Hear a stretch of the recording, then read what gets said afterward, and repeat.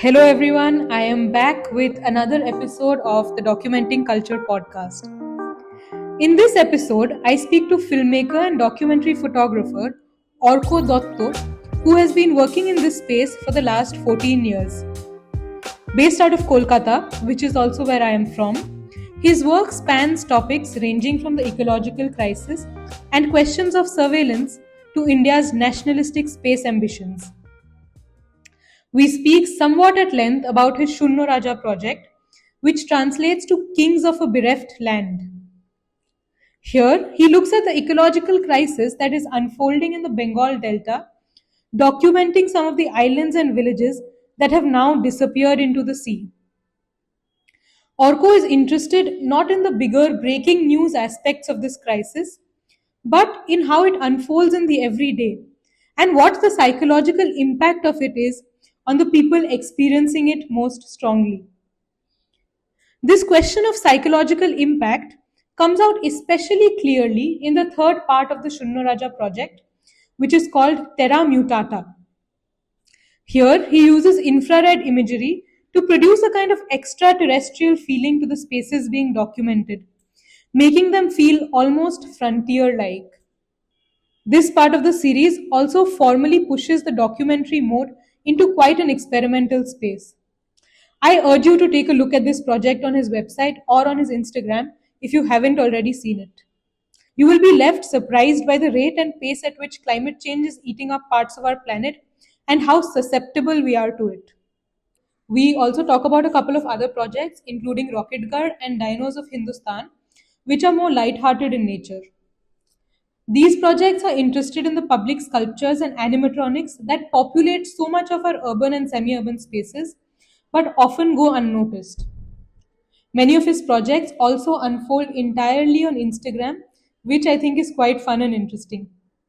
On a deeper level, though, I was interested in photography as a form and how it functions in a culture flooded by a sea of mindless images, where we are constantly documenting every aspect of our lives to the point that the act of documentation completely loses its meaning.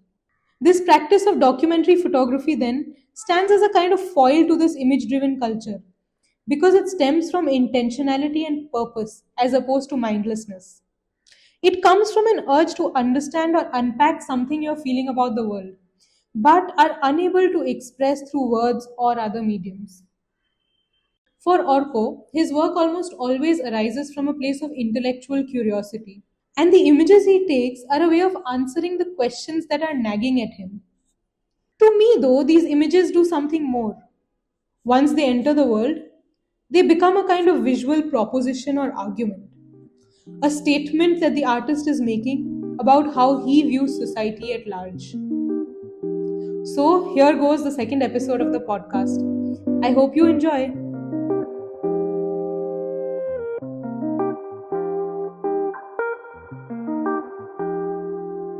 Hi Orko, so great to have you here. I'm glad we could finally do this.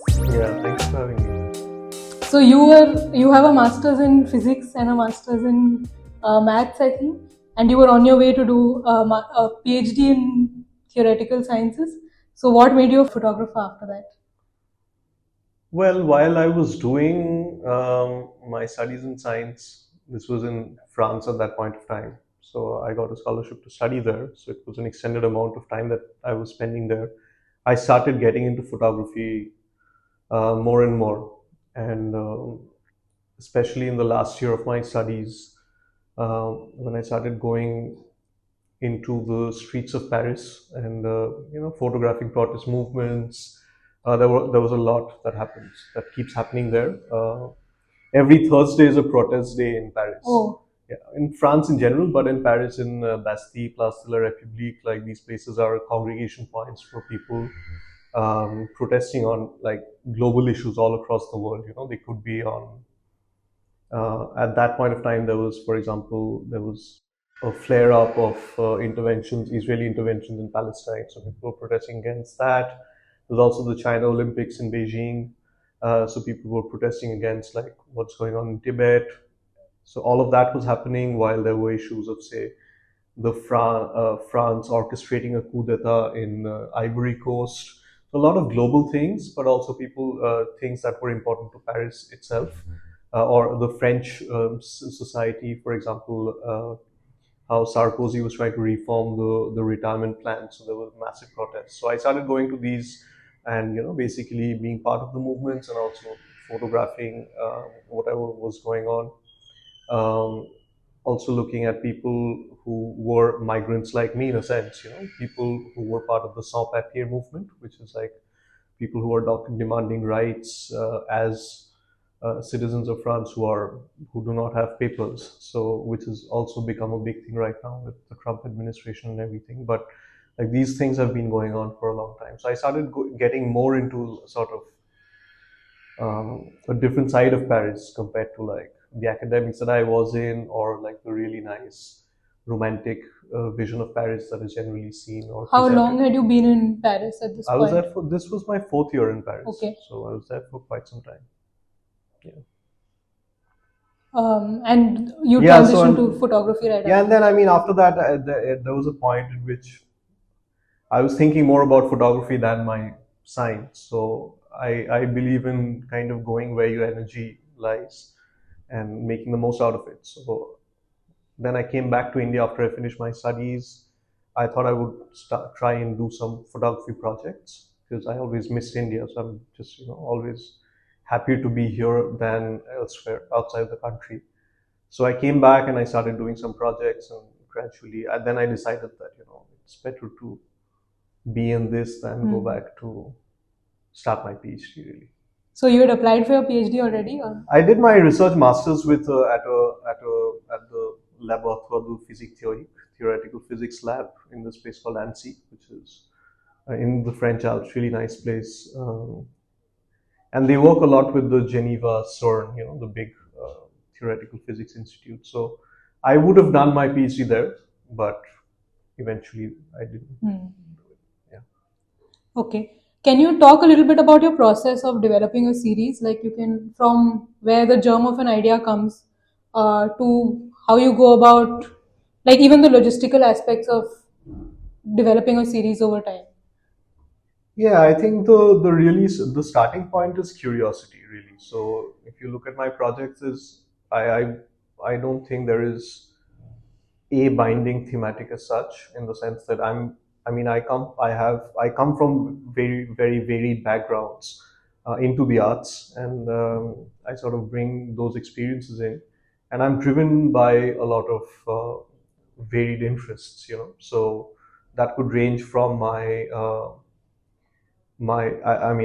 was very active in student politics when I was studying in Calcutta, like before I went to France.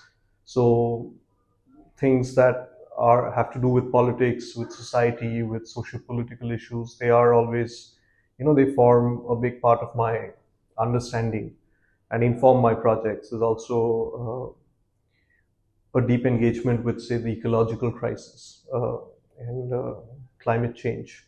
So that figures in different ways, and but also I'm also interested in like how, say, humor can be brought or represented in photography or in a visual realm. So that's also something which I'm very interested by. I'm very interested in issues of surveillance, for example, and how that's sort of becoming a dominant force in society.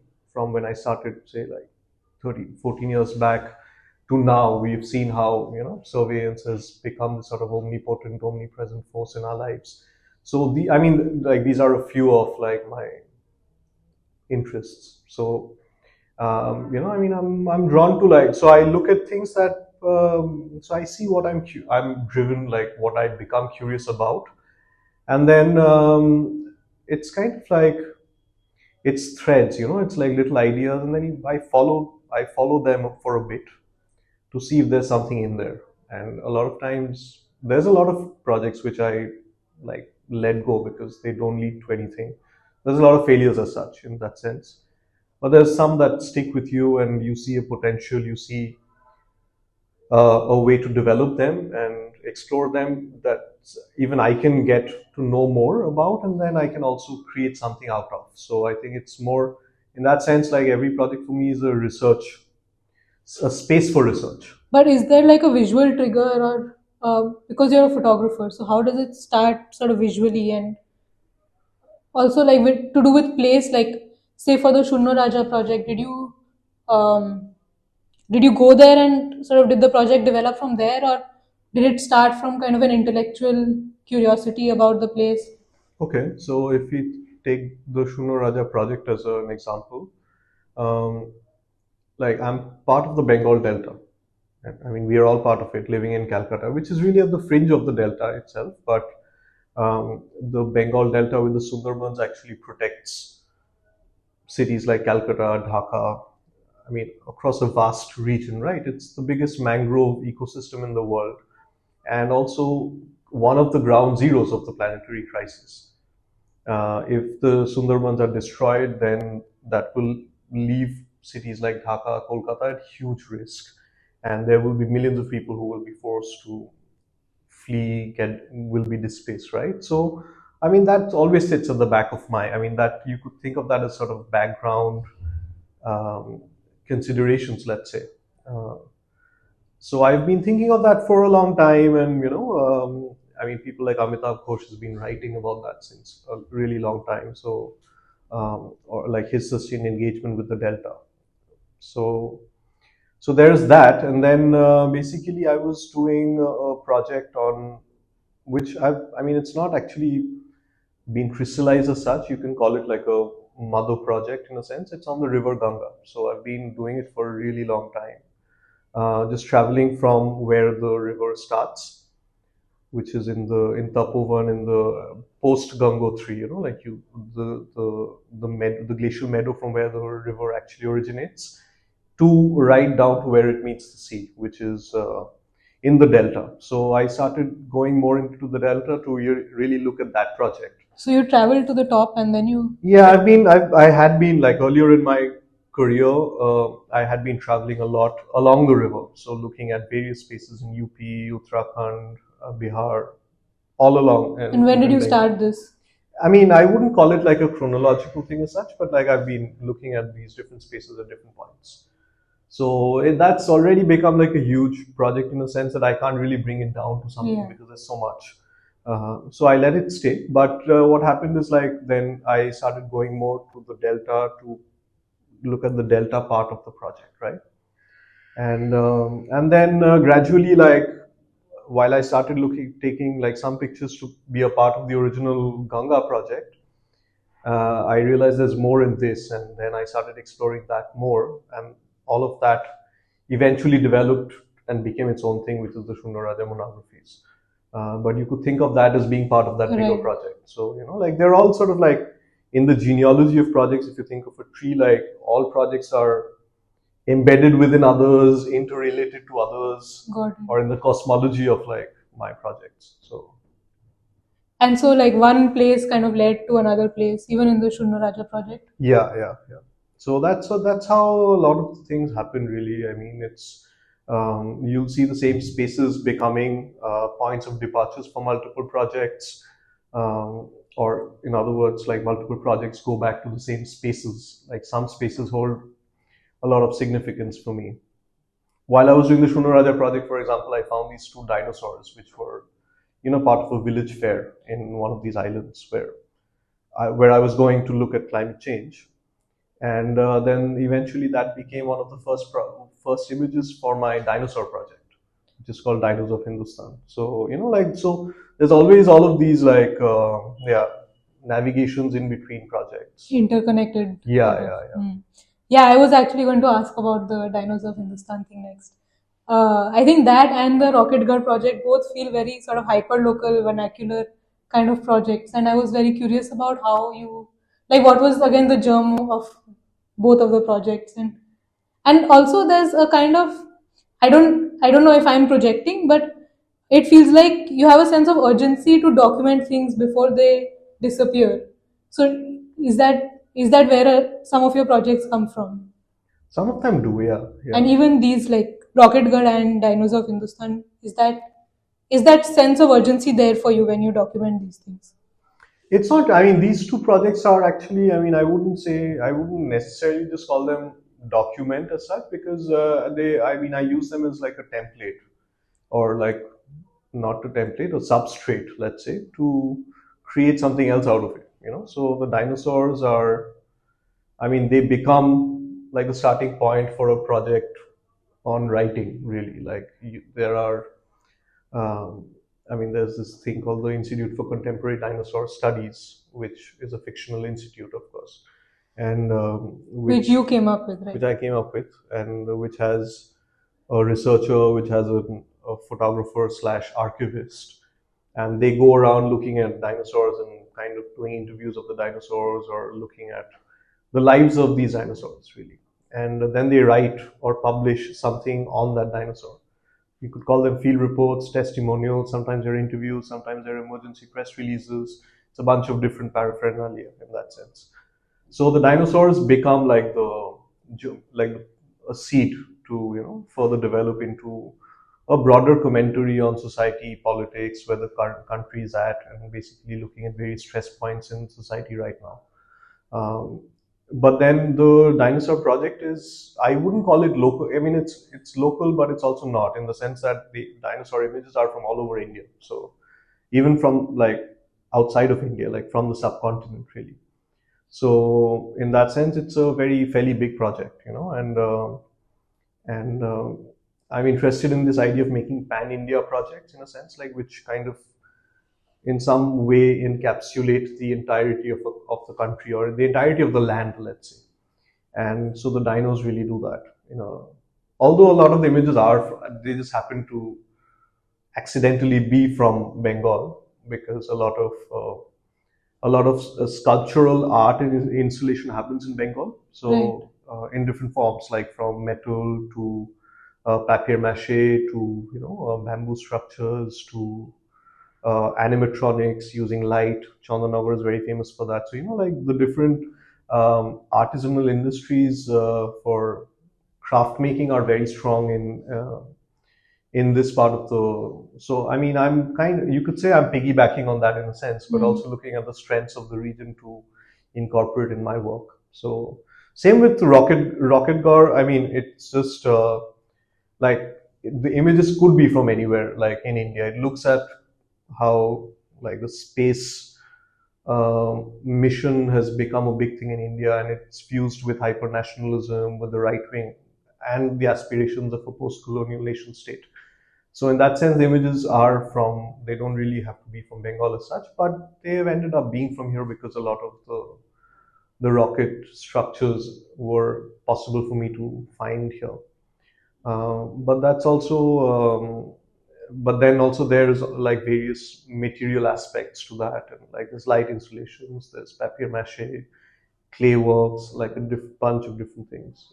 So they're not all from the same. I thought they were all from the same place. No. They're Okay. nothing is from the same place. Like Oh. they're all like I mean, they're very meticulous projects in the sense that, say you've seen a dinosaur in Rajasthan, and then like I mean these projects are actually like I mean I try various experiments in different projects. Different projects have different parameters of construction or creation, and these projects are what I call publicly funded projects, but they're not funded with money, they're funded with resource.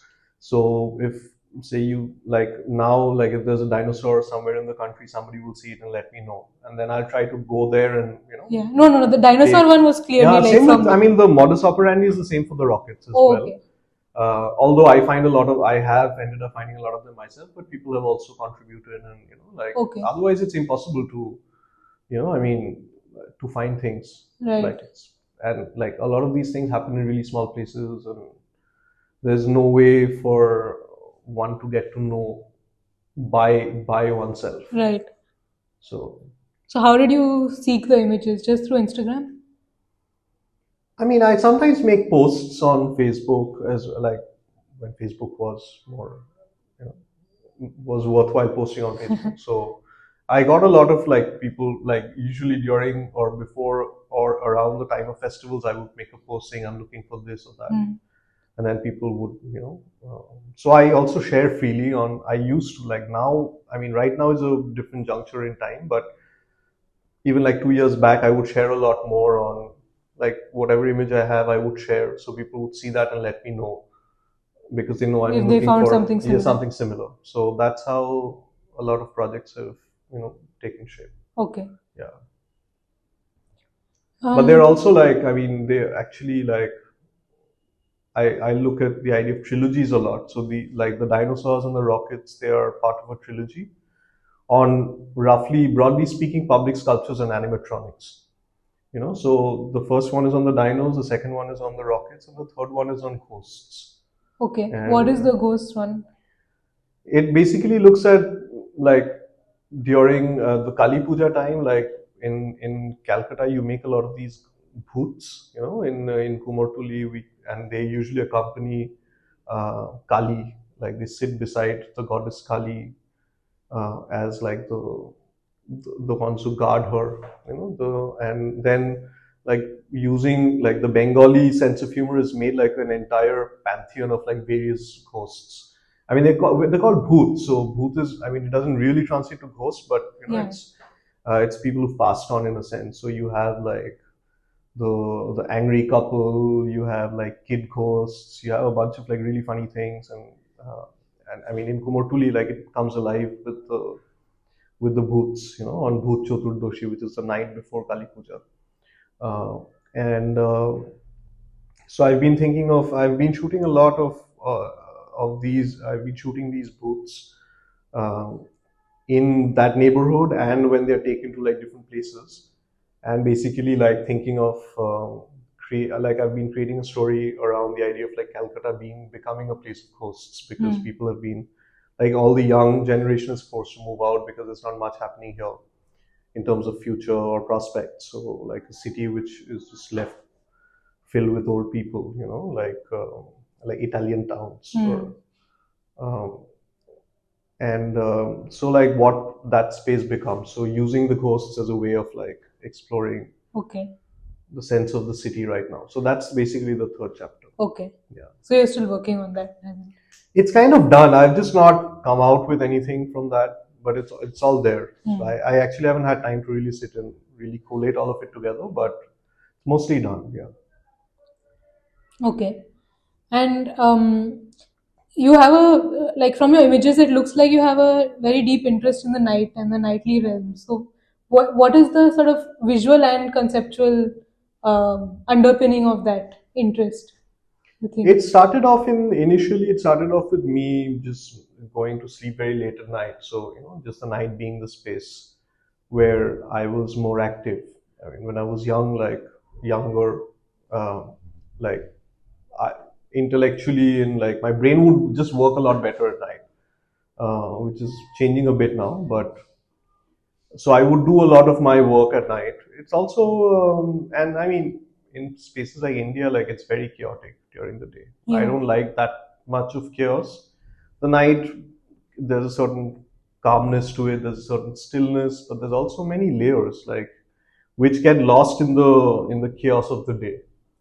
So you can work with those at night, and so that was my.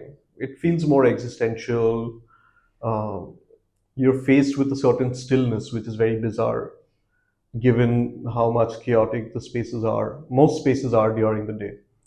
So yeah, I think that's where like I've been very drawn to the night, and it works with the sense of like um, the photography that I do. It just really developed a lot more with the night, and I'm drawn to like projects which kind of in the end conceptually incorporate the night, like the dinosaurs, for example.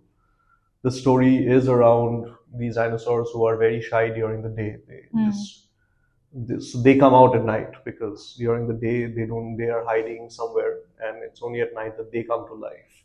Or Rocketgarh as a space comes to life at night, when people come back, and then they turn it into a festive space where they celebrate, like the rocket is the Vahan and the astronaut is the god, and like it transforms into this carnivalesque atmosphere of nationalism, fed by nationalism, and all of that. So the night kind of becomes really the conceptual framework more than just an artistic choice for most projects. Yeah, with the Rocketgarh thing, I think also it's very interesting to see how like a national narrative sort of permeates to the local level, even if the local is not necessarily Bengal, but it permeates to the local level at different spaces in the country, Yeah. people are playing with that narrative at the bottom. And that, I think, for me, that was what really stood out in Rocketgarh, sort of the physical manifestation of it, the creative manifestation of it. And in your photos, it's like a vibrant kind of, it takes on a vibrant life of its own, which is very interesting to see, I thought. Another thing I wanted to ask is, there is, like, especially with the Shunyo Raja project, there is this chasing of this, or you're trying to document something that's semi-permanent or transient, or lives that are kind of vulnerable and precarious. And in contrast to that, there is also the permanence or the sense of security that digital uh, modes bring, like say the Aadhaar or surveillance or things like that.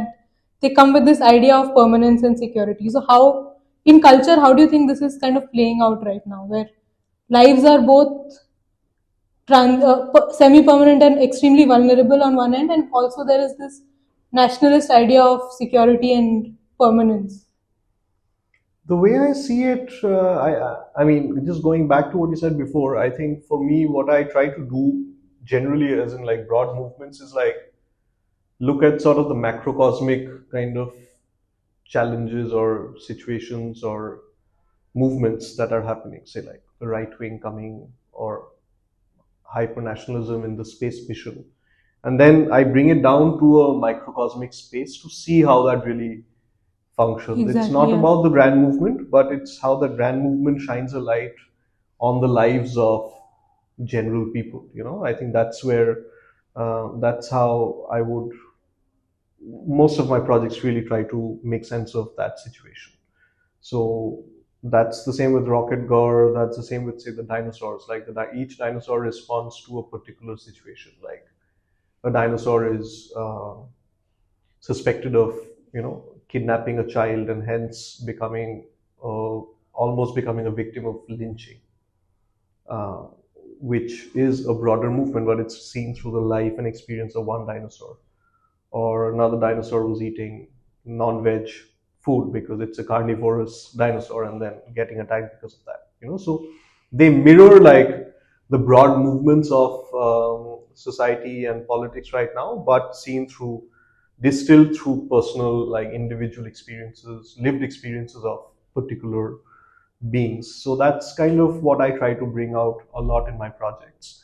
What you're saying with, it's true. Coming back to what you just asked, just mentioned about the, I think we are living in a late capitalistic society, where everybody is individually.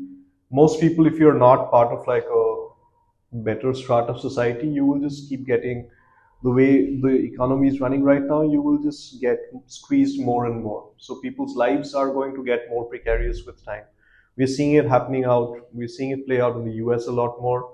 The same thing that's happening in India. Like the way the few people have amassed like phenomenal wealth, while the rest have really.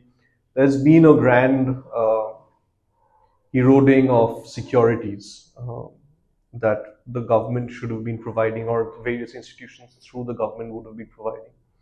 So, so while that's been happening, like people are getting stripped of that. That insecurity also sort of comes out in.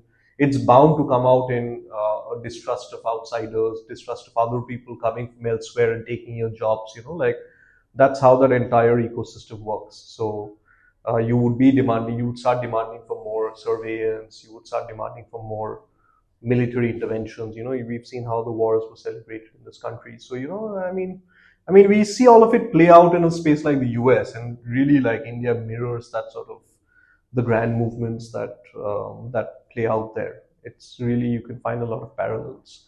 Um, so that space is very interesting, and I mean, a lot of that work. I mean, a lot of these thoughts, actually, what you're saying, are part of this film that I'm making now called Picnic. So it goes back to my photography project Picnic, but in moving image form. And you'll see a lot of that percolate down in the conversations that people have with each other and with in in that public space. Uh, and seen through a day at a picnic, which is like a very big thing in Eastern India, like winter picnics, because the rest of the time is so shit, like in terms of weather. In December, January is when picnics happen. And again, it also looks at the same thing, like taking the microcosmic grand forces or movements shaping the country right now and seeing how it plays out on a very local, individual level, a microcosmic level, which is the subculture of the picnic. So yeah, I don't know if that answers somewhat. Yeah, I think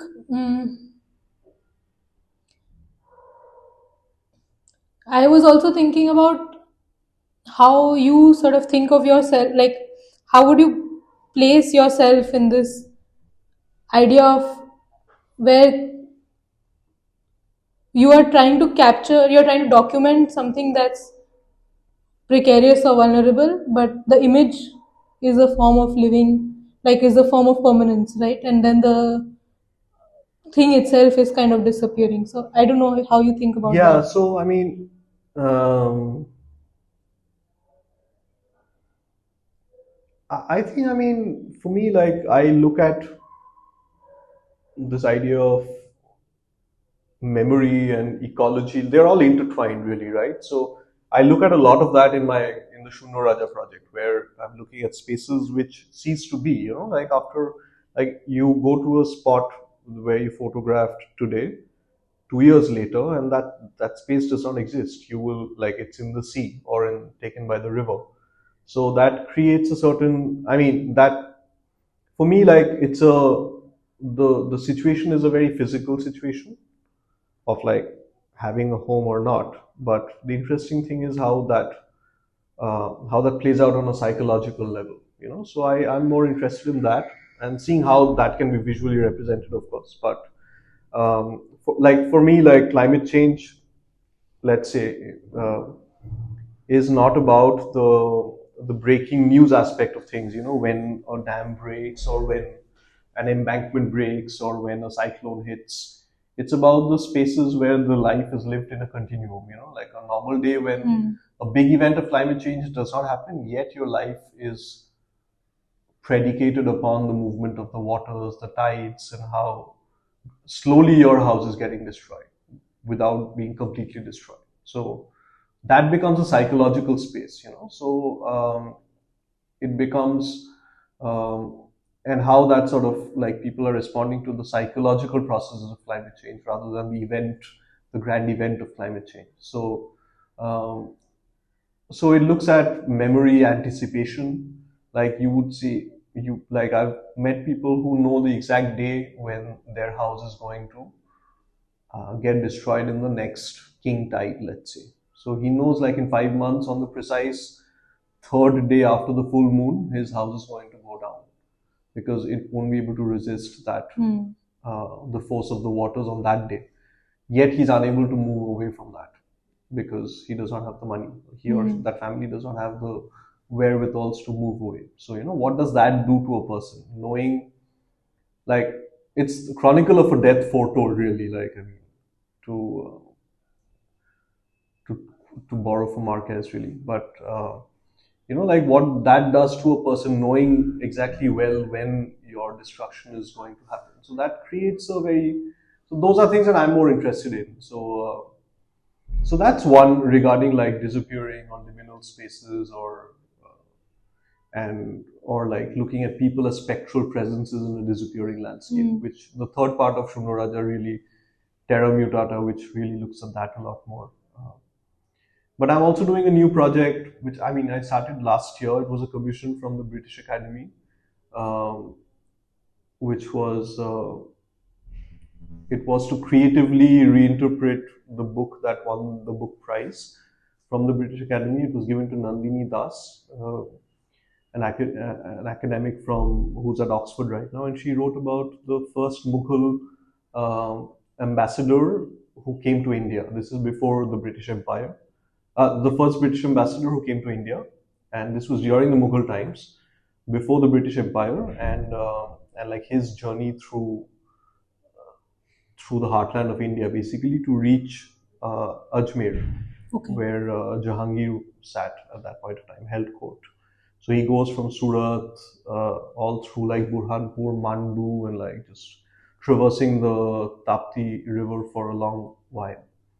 And so I was given like I was commissioned to look at this project. So I traveled along these spaces and I started this project, which really looks at people who are living inside these sort of spaces, which are right now. I mean, the Mughal Empire and the pre-Mughal Empire also created a huge amount of these Mughal sarais, caravan sarais, trading outposts all across the landscape of Western and North India. And a lot of these spaces are not listed by the ASI. They are in terrible dilapidation. A lot of them have undergone what they say kabza, so it's just been taken over by people, and like people sort of holding on and restructuring, refabricating these spaces, and basically existing within them. And so that I mean that project is ongoing, and I would like to do more of that. Um, like there's for example this one person I found who lives in this village in Haryana, which is called Sarai. So the entire village came up around this one Mughal Sarai.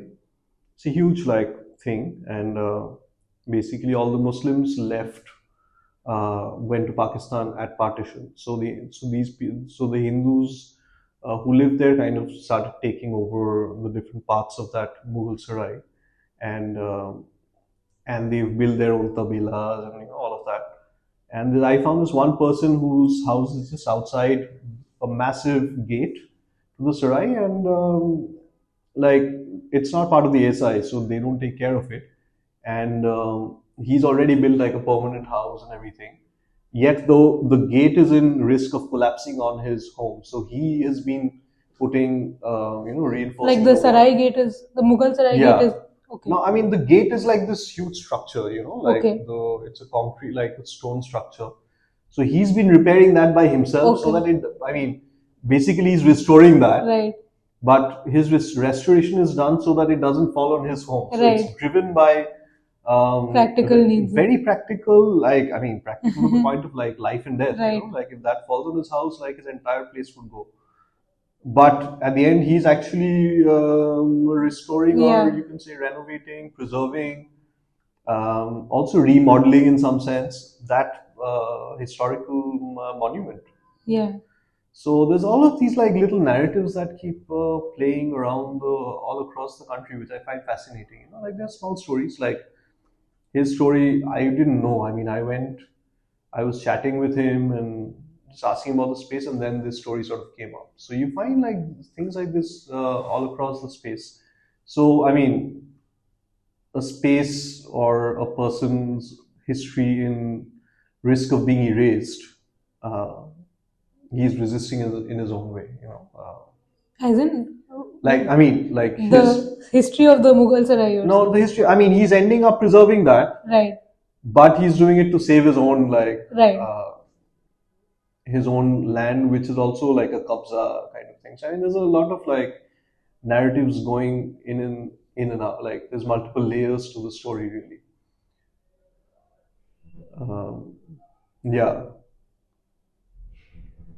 I also do like. I mean, there's also like I have this surveillance project I've been doing for a long time called Panopticams. It's an Instagram handle, really. So that kind of looks at like this idea of like the grand structures of surveillance end up making people paranoid, and they start becoming more surveillant in their own stead. So that I mean, it's the project's been going on for like 10, 12 years now, and basically I look at the architecture of CCTVs and various like it's a research platform, you can say. Like the project also, people send in their submissions. Basically I look at the architecture of CCTVs and how like people have been incorporating them into their daily lives and into their lived structures. Basically looking at how that sort of societal paranoia, this was not a thing back in the day. I mean, didn't people didn't lock their houses Yeah. until a point, and now you have CCTVs monitoring everything. Some of them are also fake, so like there's Yeah. also all of that happening. So yeah, I mean, just going back to the idea of like that surveillance, that paranoia, like there's again, it looks at like how the common man is perceiving or looking at And surveillance. also the psychological impact of Yeah, the thing being there, right? yeah. I mean, you end up exhibit. I mean, I haven't really we've exhibited that once, but imagine like at some point I would want to do like a crazy wall just filled or just an entire room filled with just like all these CCTV images. It Hmm. would be just manic, just being able to look at that. So Yeah. Um, Another thing is, I because I also thought a lot of the dinos were coming from Bengal itself. I feel like an alternate kind of archive of Bengal imagery is kind of coming up in your work. Was that intentional for you, or do you think you were driven by something, by this desire to document Bengal as you saw it, like in a way that wasn't often depicted in dominant visuals of Bengal, or was that just kind of accidental? no, I mean any project I do, I want to like I want the audience to think of it as something they've not seen before. Like the greatest happiness is when somebody tells me that now I'm thinking of CCTVs everywhere because Hmm. of your panopticons project. It challenges the way you see, or makes you think in a different way or see in a different way. So I mean, a great presentation of the dinosaurs when it happens, whenever it happens, would maybe make you think of like a space filled with like just a crazy dinosaur led India, like an Hmm. India ruled by or just run by dinosaurs, and it creates something in you. It creates it. It shakes your framework of like understanding or perceiving things, and I think art should do that. Otherwise, like it has to. I mean, art does not like if change ever happens, it happens slowly. It cannot happen very quickly. The main thing you can do is like challenge people to see in different ways, propose new ways of seeing, and I try to hopefully, I try to do that with each of my projects in different ways. Like each of them Hmm. tries to do a different thing. And yeah, I mean, if and also like I also like photography can never. It's a very powerful medium because it changes with time also. So like 100 years, like when we would not be there, somebody would look at that and be like, "What's going on? Like, what is this weird archive of Hmm. like this dinosaurs?" Like, and just be forced to think on that. I think that's very interesting. So, and I mean, that could be read in a different way with time, right? So, but we never know how that can happen. We can Yeah. think of like what could happen, but we will never know exactly how that will pan out. So, I create things, and it's important for me to like with each project, like I try to create a different world. I think so, and that world has its own sort of logic structure. Um, like in say mathematics, when you create a theory, you build your own set of axioms, and your theory is built on those axioms, and it's self-contained, and it finds its truths within that system or within Right. that logical framework that you made. So the projects are also like that. Each of them is its own self-contained universe, drawn from reality, drawn from whatever you see around you, but it becomes its own thing. So that, and then then we'll see how that plays out in the coming days. Hmm. And has it sort of, how did it affect you personally? Like, has it shifted your world or your understanding of the places you've been in? Like, does that go hand in hand with each project that you do? Whether I have changed from the places I went, Like, how has doing these projects shaped you as well? Like, yeah, not I just think. changed. I think I try to be. I try to be very clinical in the way I try to do my projects. To be affected by them, by the people, the spaces, but not be overwhelmed. I think that balance is very important because uh, otherwise it becomes too much to handle when you're creating something. So yeah, I think they change. I wouldn't say they change me as such because I try to keep a certain you have to keep a sense of objectivity in your projects. I mean, I try to keep a sense of objectivity in my projects so that I can navigate the distance. It's a play between subjectivity and objectivity, but that play is calibrated in a way that I don't get overwhelmed in like. So I wouldn't say like I get changed by them, but or get transformed by them, but there's always like certain changes that like, but a lot of it is also driven by like say with the panoptic amps. Like I know that this, I mean, I want to show that paranoia which is there. So it's a starting point. Like it's coming from an internal sort of. Yeah, it comes from a question which I'm pushing to seek the answer for, and so a lot of them become that in the end. So with climate change also, like it's spaces that I keep going back to. They transform. I've seen them transform. I've seen villages just being like which don't exist anymore because, I mean, seen through a passage of time, right? But like people carry on. I mean, they are also they.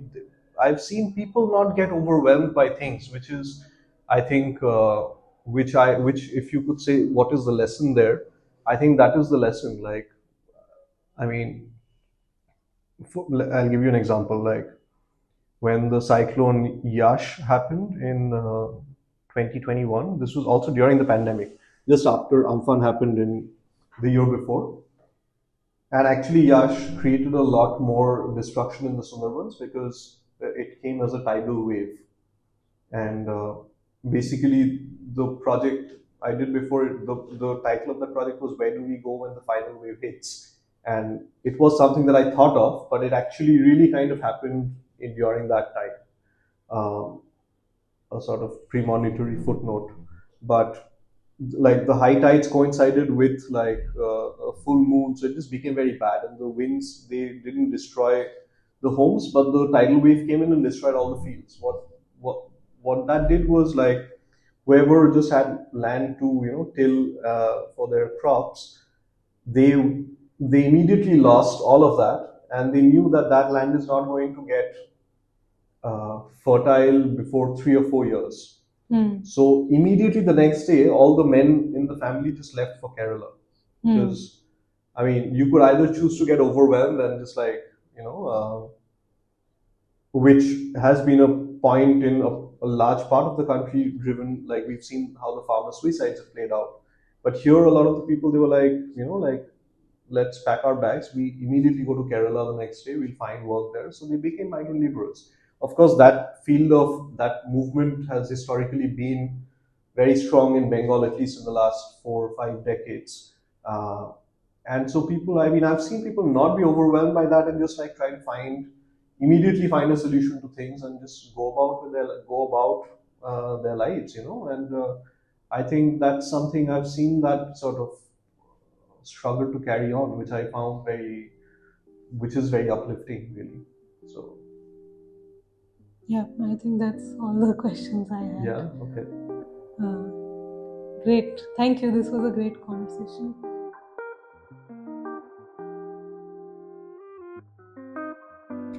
So that was the second episode of the podcast.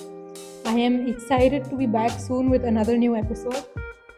Like I said before, do check out Arko's work on his website and on his Instagram, both of which I will link in the description. I am your host Purvi, and you can follow my podcast on Spotify, Apple Music and YouTube. It is available on all 3 platforms under the banner of Documenting Culture. My Instagram is called @documentingculture.pod. So yeah, until next time, see you.